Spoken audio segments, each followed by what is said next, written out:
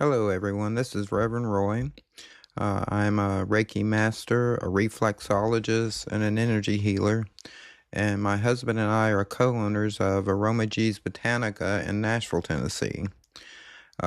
Today, we're going to talk about understanding energy work and how it can support your living, magical, and healing practices, and learn some hands on techniques to sense, shift, and strengthen energy for yourself and for others, and even talk a little bit about ethics and safe, responsible energy work.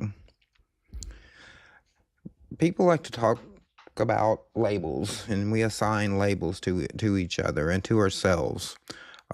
Some people call me the Catholic witch. Some just call me a witch or a pagan and a root worker, and recently a mage. I found myself uncomfortable with that. But anyway, none of these words are what I truly believe. They're not my path.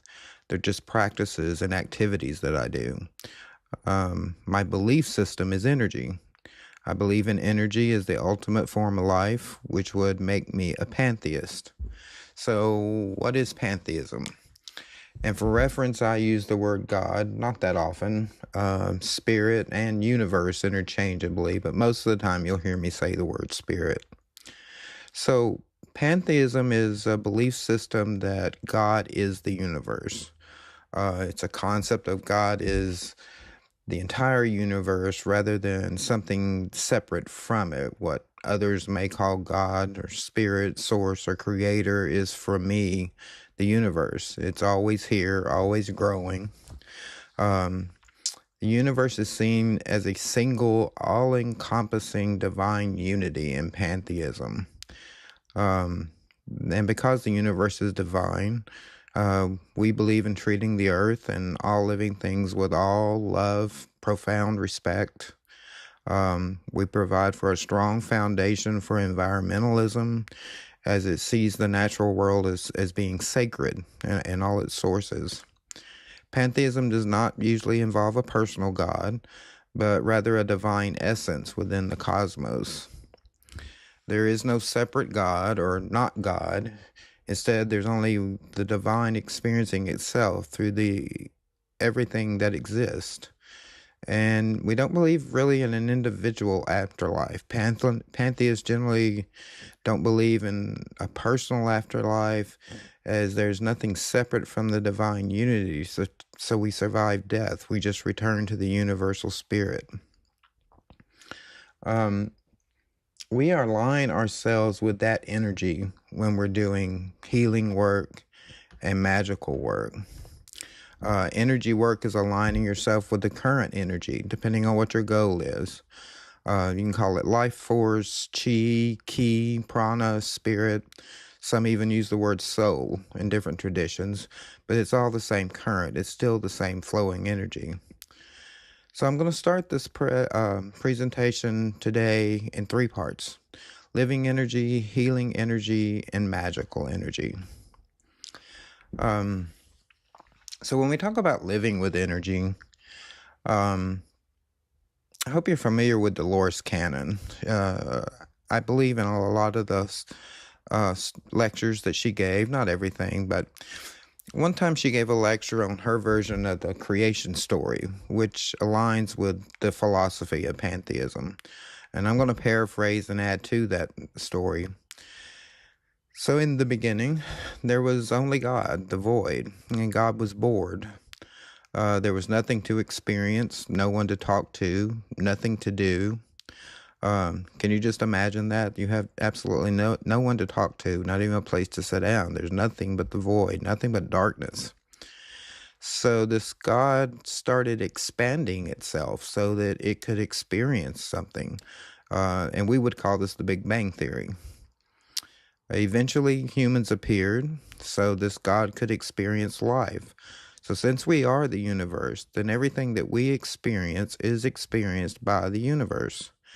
But we're all a part of the universe. So what I experience, so do you. And if I have a good energy today, that is shared with you. And if I have a bad energy today, that's also shared with you. So it makes you, in your daily life, think about what kind of energy you want to have, what kind of energy you want to share, because no matter where you are in the world, I'm sharing that with you and you're sharing that with me. Um, when living with the energy, we align ourselves with the essence of that energy. And every situation has an essence. The way we align with that energy can determine how our days go, how we live our lives, and the outcomes of our actions. For example, if I walk around in a bad mood, bad energy all day, then I'm going to be aligned with more people and situations that have bad energy. If you have a desperate, woe is me energy, you'll be aligned with more people with that same energy. As an example, if you walk around wearing a hoodie and headphones, you're aligning with an energy that says, don't talk to me, don't approach me, I don't want you to see me. You can't align with this kind of energy and, at the end of the day say, why does no one ever want to talk to me? Why does no one want to include me? Well, that's because you told everyone not to. If you always position yourself to stand behind a counter or a table or a box, you're aligning with an energy of protecting your sacral chakra. You build a fort around yourself so that, no one can see the real you. This is a form of protection because you think people won't like you, or won't like you for who you truly are. And then you wonder why people don't like you. Well, because you told them not to. And we hear a lot of talk these days about manifesting and the law of attraction. And sometimes I have issues with the way these concepts are presented. We have to align with those energies to be successful. We can't just say the words. You can't say, I want money and, a suitcase with $1 million is going to fall out of the sky. If you're trying to manifest abundance, you have to live in an energy of abundance. And the energy of abundance is being willing to accept and wait on what the universe is already prepared to give you. You can't say, I need money for rent every month, while your energy is, I'm never going to get it. But I'm just going to always be broke and say this anyway. You can't manifest wealth when you have an energy of poverty. This is what it means when we say we have to believe or have faith. Faith itself is just an energy. And the universe doesn't listen to our words. The universe and you are feeding the energy. And there's no such thing as good luck or bad luck. I truly believe that. Those are both just energies to be aligned with.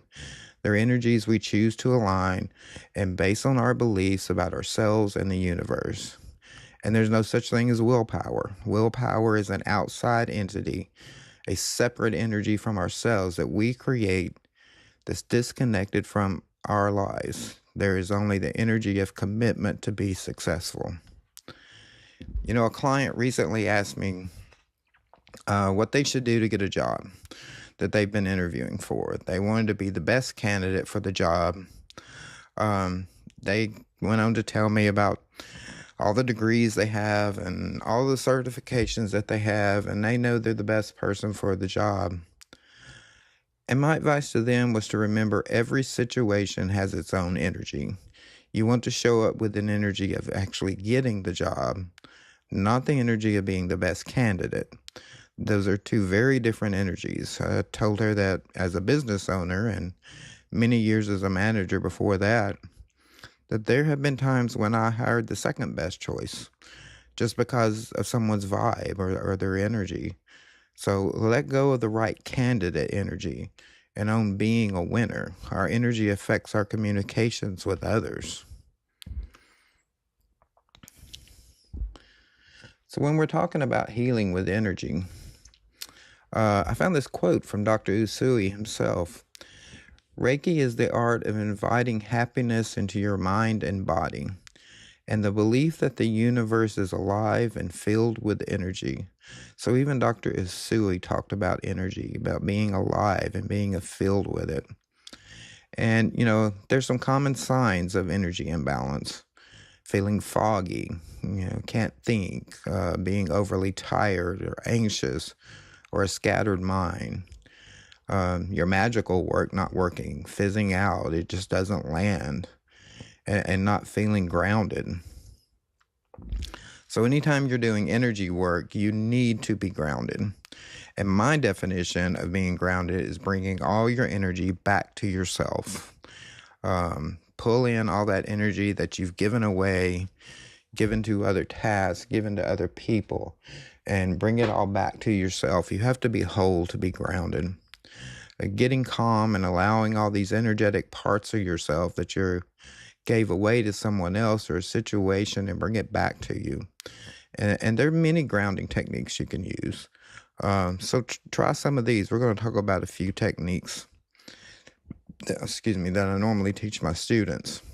The most common is go outside and stand in the grass.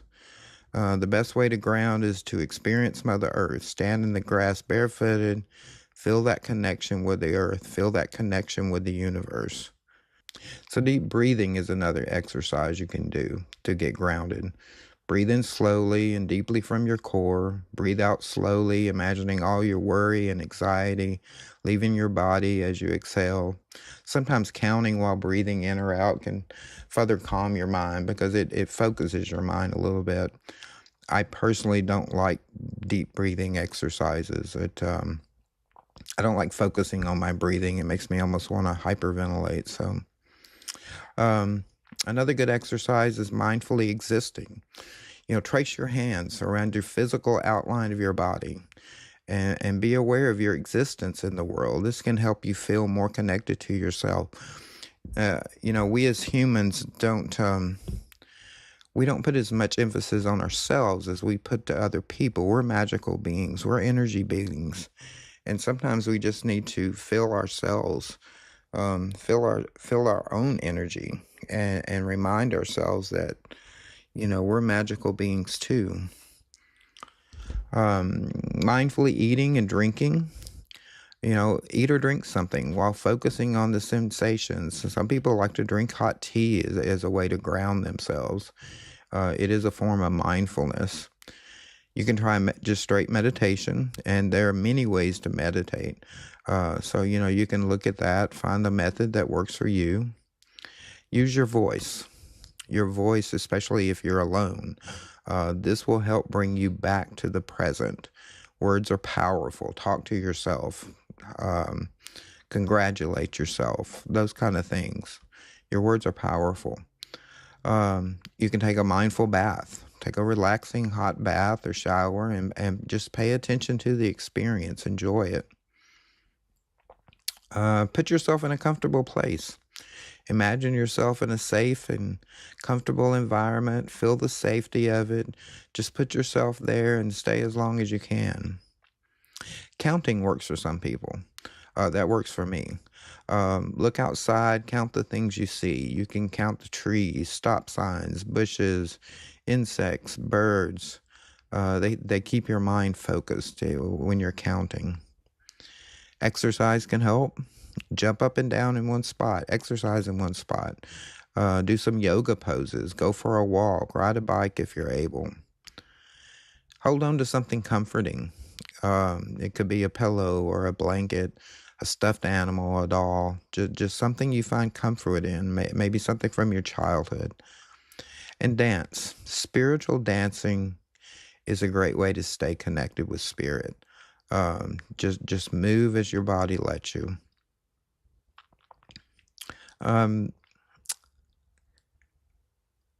Talk about an exercise on aura sensing, seeing energy, and you can try this when you're alone, when you get home with someone else.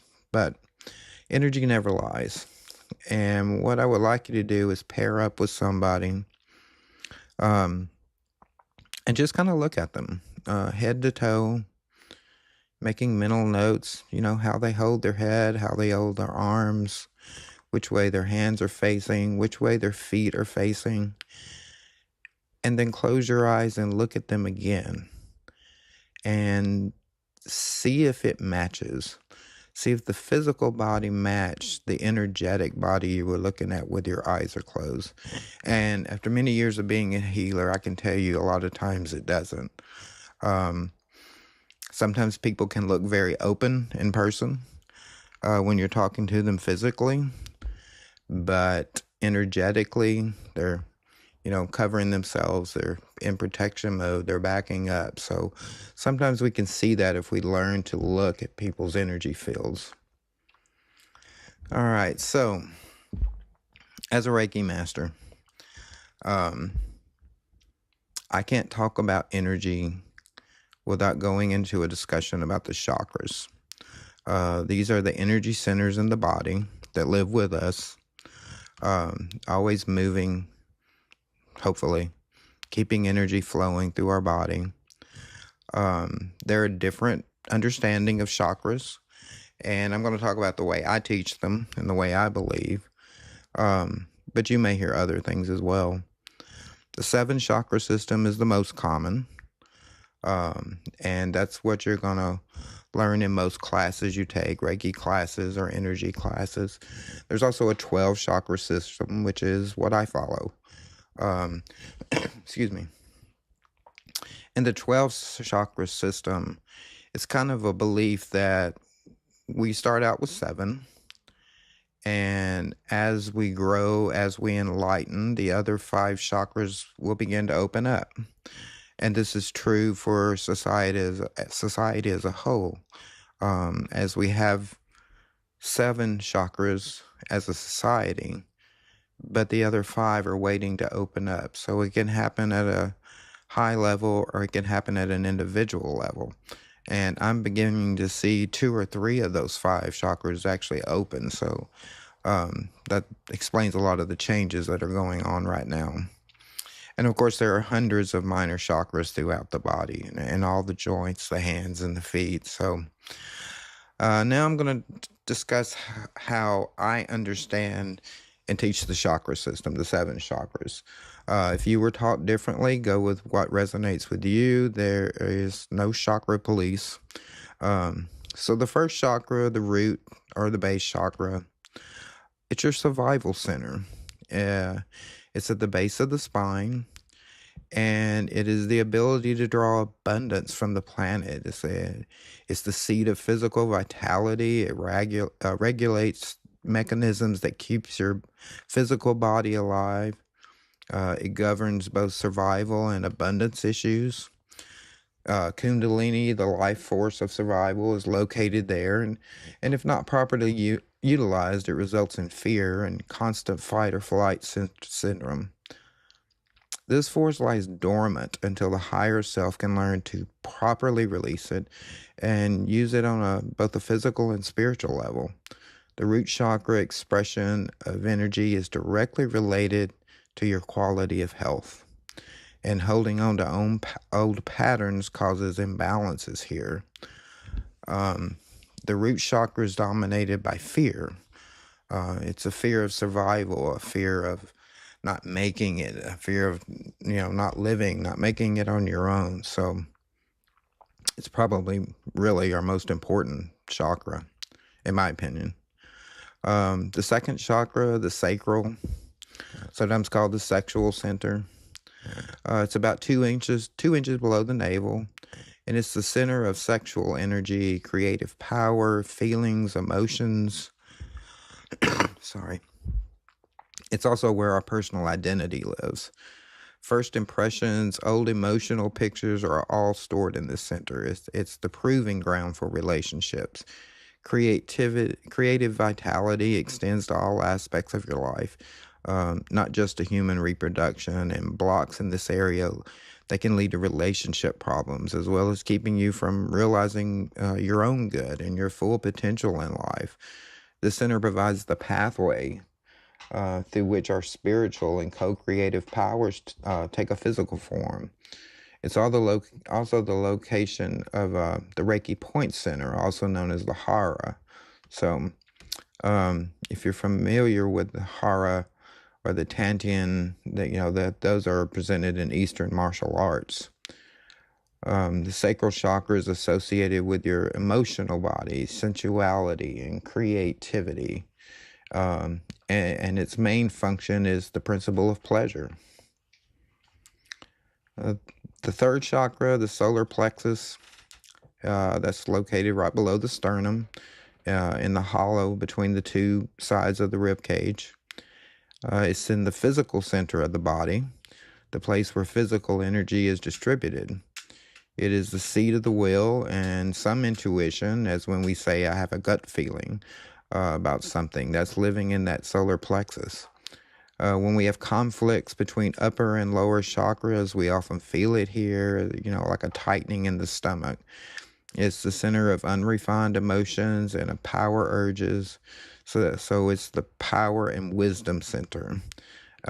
This is the connection to your own uniqueness within the universe and your greater purpose. It's also where you process your own psychic development. So the solar plexus is associated with your own expression of will, your personal power, your mental abilities, and your own personal responsibility. And the function of the solar plexus is directed by the principle of power and intellect. So the fourth chakra is the heart center. This is the connector between the upper and lower chakras. It's the intellect and emotions, respectively. It's the seat of devotion and compassion, love of all kinds, conditional and unconditional. Through it also flows the energy of connectedness with life. This chakra is also depicted as rose-colored sometimes instead of green. And it's where all childhood memories get stored, good and bad. We store those in the heart chakra. This chakra is associated with any kind of expressions of love, compassion, relating to others and to yourself. The fifth chakra is the throat center. This is the seat of communication, self-expression. It's included in your creativity. It holds the master blueprint of physical wellness. Many colds and sore throats are the result of not speaking your truth and not speaking up for yourself. This is also where you hear your inner voice, as in the voice in the back of your mind. It's where voices from extrasensory realms enter, on the back of the neck. Your inner philosopher also lives here in the throat chakra, and generally starts waking up about your mid-30s. The throat chakra is associated with expression and communication, and most importantly, it's associated with truth with a capital T. The sixth chakra is the third eye, or the brow chakra. It's in the middle of the forehead, between and slightly above the eyebrows. It's the seat of clairvoyance, telepathy, higher consciousness, emotional and spiritual love. It's where we visualize things and seek mental clarity. It's the center for psychic connection and the understanding of the universe. The sinuses are where we let go of old stuff. The third eye chakra is the center of intuition and foresight. And its function is driven by the principle of openness and imagination. And then finally, the seventh chakra, the crown center. This represents the highest level of consciousness. It's often called the I am consciousness, enlightenment. It's the seat of direct spiritual vision and intuition that far exceeds the ability of clairvoyance and our direct connection to spirit.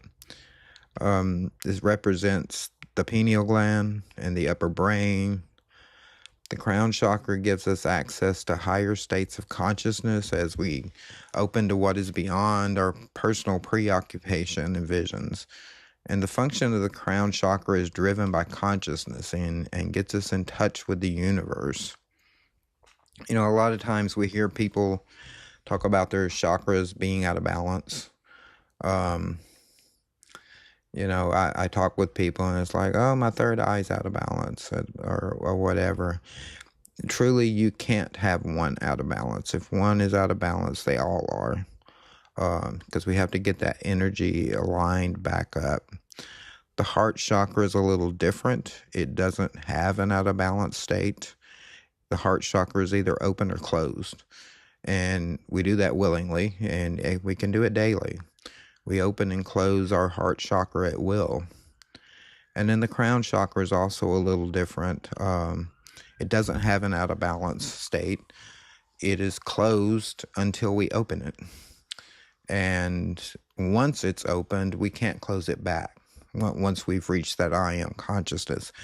And that's a hard one to open in our society today, because we're kind of taught that we're not allowed to do that. We can't go so high as to have an I am consciousness. So I feel a little ethics about working with someone else's energy, being around someone else's energy.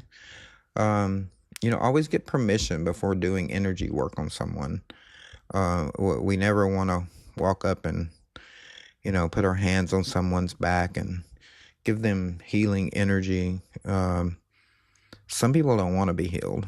They're not ready to be healed. And that's their choice to make. We can't change that. Sometimes people get addicted to being sick or out of balance, or and we have to help them or let them work through that. We can't take that away from somebody ourselves. And then, if depending on how you believe, there's such things as soul contracts.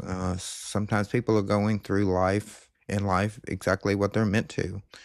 And, we can't change that. So we need to always get permission before we do things like that. Know your limits. We all have different skills with our healing and energy abilities. And so you need to be able to refer someone out if you feel like it's beyond your scope. Protect your own energy, ground, shield, release what's not yours. Make sure you're not holding on to someone else's energy. And, sometimes I get asked by students when I'm doing Reiki classes, can I pick up something off someone else? Well, the short answer is yes, but it's really not what you think it is. Most of the time it is energy aligns with energy. Energy attracts like energy. And the universe has this beautiful way of lining us up with people that are dealing with the same problems that we have. So, if you're going through something, you're struggling with something, you may end up doing energy work on someone that's having the same issues you are. And that's the way of healing yourself. So that's what you'll pick up, that feeling of things that you're already dealing with. Never promise cures. You're not a replacement for medical care. Don't tell someone to stop taking medications or going to doctors and so forth. Just always be respectful when you're walking around in someone else's energy fields. Enter it gently, leave it gently. And then the third part of our class today, magical energy. When doing magical work, we have to be aligned with the energy of the work we're doing, even if it's for ourselves or someone else. And we also need a balanced energy for doing any kind of magical work. I would never enter into doing magical work for myself or anyone else if I was scattered or tired. And you can use your chakras in part of your magical work as well. They're not just centers of personal energy. They act as portals between body and spirit and the unseen world. Each one holds specific qualities that shape, how we do magical work, how we cast spells, how we heal, how we connect to magic. By learning how to sense, clear, and work with the chakras, we strengthen our spell work. We improve our own protection. When we deepen our alignment with our intentions. So the root chakra, the magical role for that would be the foundation of our workings, protective wards, grounding rituals, banishing fears,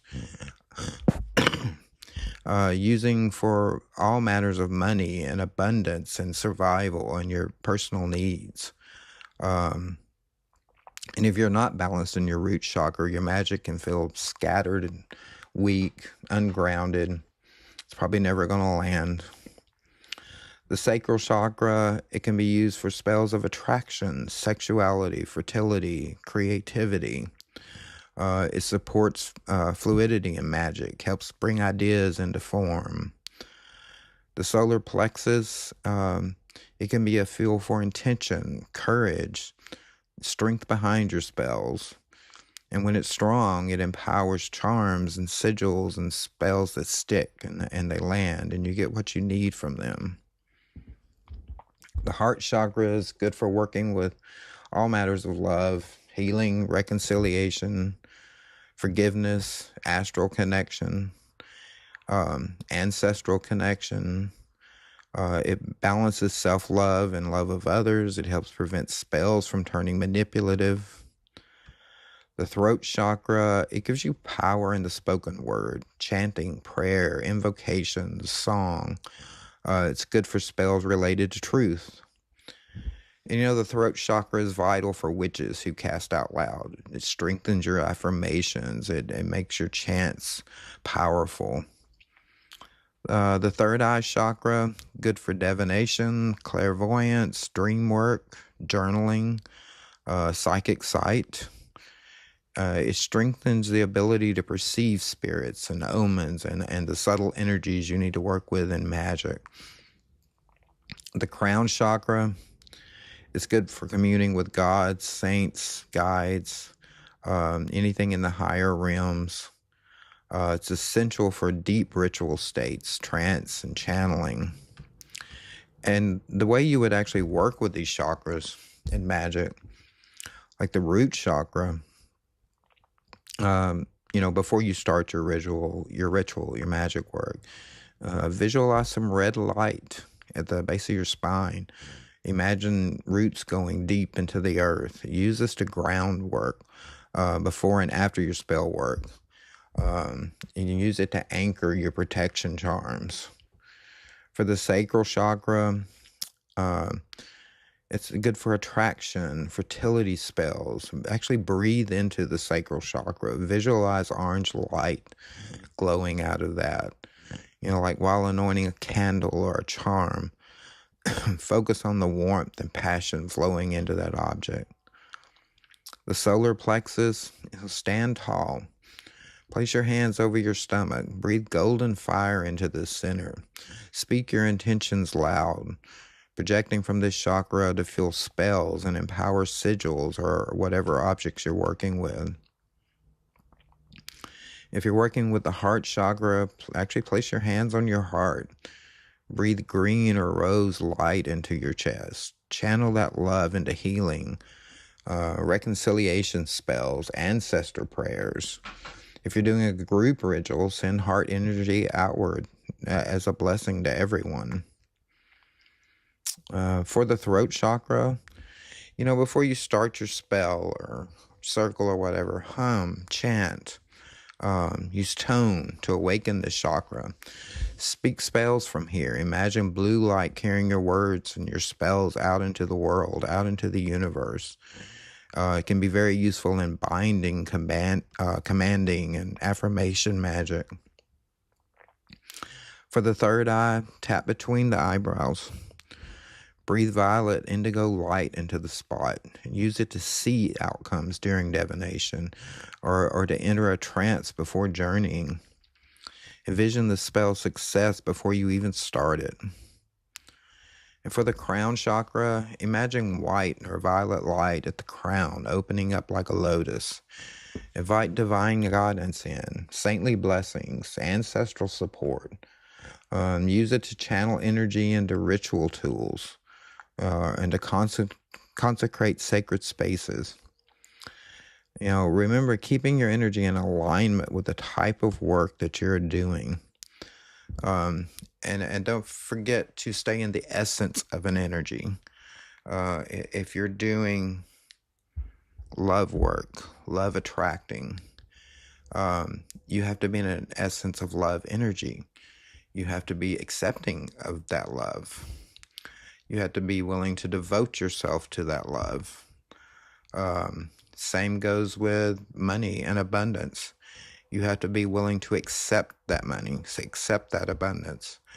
You can't go into that type of spell work with the doubt that you're ever going to receive it.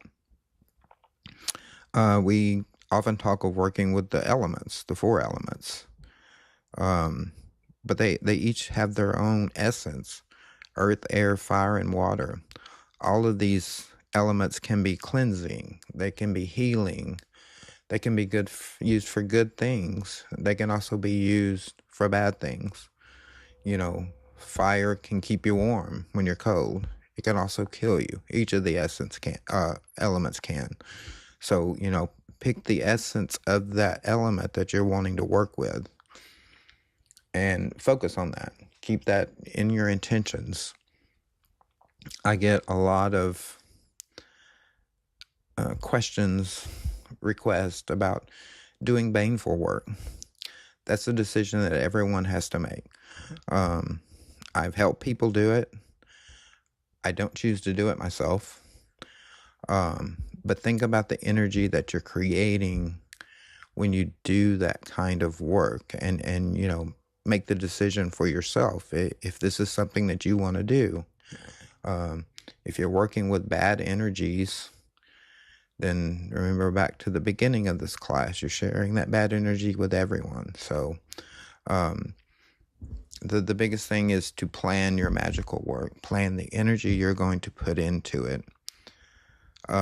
Don't start it immediately.